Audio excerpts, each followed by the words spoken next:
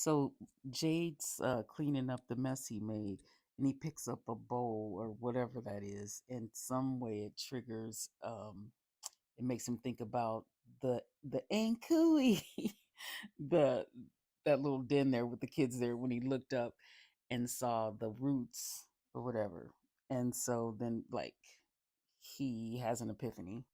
I don't know how he got that from that, but he got there, and that's all that matters. So Boyd's back at his place and he's telling Kenny because Kenny showed up and he's like, someone's been in here. And I was like, dang, Sophia didn't even bother putting the stuff back in the drawers and closing it. But he said someone's been in here. Someone took the suit, the yellow suit. So then you hear Jade rush in because remember he figured out something with the tree and the roots or whatever, and or how those roots that were on in that um in the tunnels. So he runs in and he tells Boyd, he's like, Boyd. And Boyd was like, did you take the suit? He's like, what suit? He was like, forget the suit. And I'm like, yeah, y'all shouldn't forget the suit. He told Boyd, I figured it out. So they leave.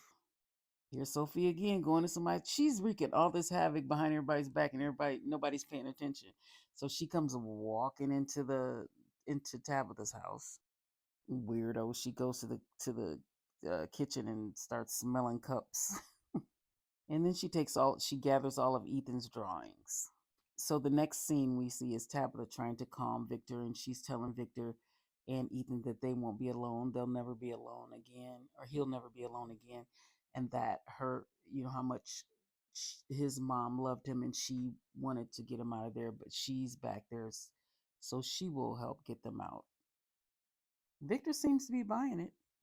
So meanwhile, Jade takes him to the bottle tree and he's like, this tree is directly above the tunnels, that chamber where all the kids were. All we have to do is pull this tree up and get a group of people down there while that's happening, simultaneously pulling this tree up and I don't think it's that easy to get to pull a tree up, but okay.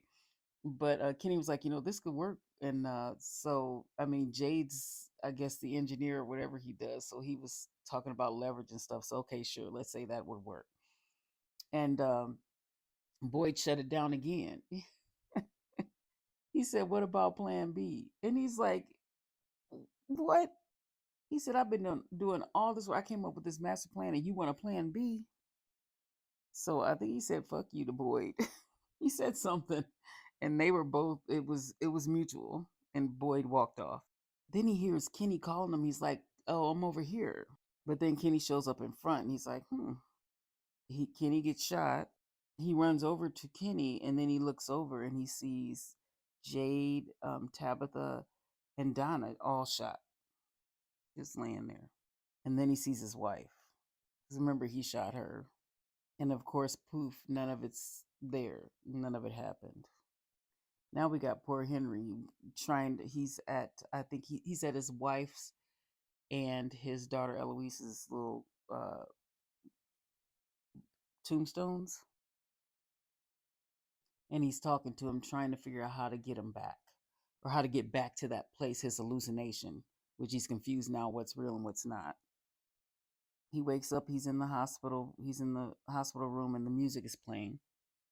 Um, and the doctor's talking to him, and she's telling him that this keeps happening because he has to detach himself from what's tethering him to, she's trying to say it's this hallucination. The from world is a hallucination. So she's telling him that. So basically, she's telling him to kill Victor because that's who's tethering him there. But he wakes up before she can tell him what he needs to do to detach himself from that world. So he's really going through it. Meanwhile, Tabitha's back and Christy's taking her vitals, and she's looking at her kind of strange. And she's asking her questions like, have you been dizzy? Have you been lightheaded? Have you still had that cold sensation? See, look how she's looking at her. I'd be like, why are you looking at me like that? What's wrong? But Fatima's just like, no, it went away. And then she's so focused on Marielle. She was like, do you really think this could be a good thing, or I can control this or whatever? So Marielle was like, yeah, I think so. So then Christy brings her out and she's like, can I talk to you out in the hallway? Again, I'd be like, what y'all talking about?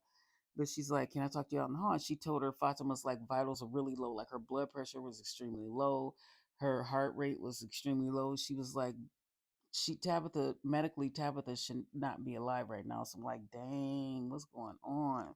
Maybe she is turning into one of them things. So Tabitha, Victor, and Ethan all come back to the house, and Ethan said, "Can they go visit Donna?" So they go ahead and visit Donna. Tabitha comes in the house. The phone rings, and it's Thomas, their son that passed away.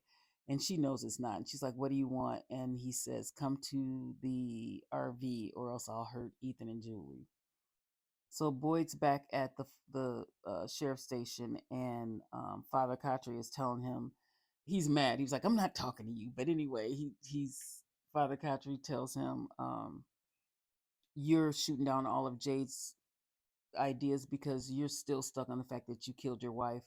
You had to kill your wife to save Elgin, to save Ellis, and you need to get over that because you're worried about losing people if you carry out Jade's plan. But you just need to get over it."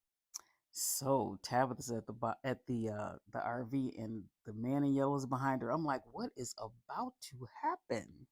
He goes up to her and he says he missed her and all this stuff, and then he says something to her, and she looked confused, and he's like, "Oh, you haven't remembered that part yet." So I can't wait for that to happen. He was like, "Your husband died right here." Y'all, okay, am I the only one that thought maybe Jim was going to make another appearance? I thought Jim was coming back. I mean, I know they killed him, but I thought Julie time traveling, we were going to see Jim again. Are we going to see Jim again? Like, dang. This was freaky. When he grabbed her by her neck, I was like, oof. And then he tells her he missed her, and her and Jade are so close now, and they've never been this close. And he said that he said he, you're either gonna unlock all this, or you're gonna unlock some suffering that you could not imagine. I'm like, okay, so now she's gonna be confused as to what she should do. And he, in that look he gave her, like, either way, something's gonna happen. He seems excited that they're getting that close, though.